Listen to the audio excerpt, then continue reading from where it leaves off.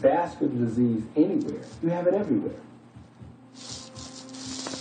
Despite the apparent success of the dietary approach, some critics say eating this way is extreme.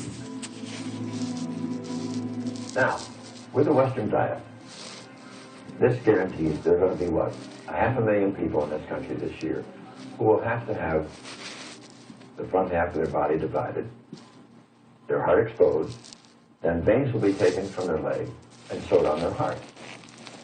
Some people would call that extreme. Dr. Esselstyn has now successfully treated over 250 patients with heart disease, using almost exclusively a whole foods, plant-based diet. Heart disease, as far as I'm concerned, is an absolutely toothless paper tiger that need never, ever exist. And if it does exist, it need never, ever exist.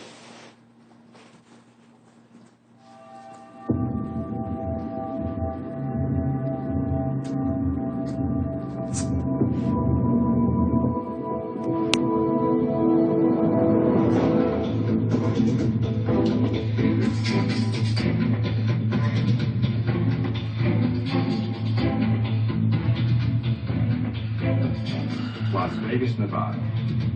At the Extreme Couture Gym, we found an extraordinary plant-based athlete, Ultimate Fighter champion Matt Danzig. In the mixed martial arts world, strength, toughness, and endurance are of paramount importance, and Mac has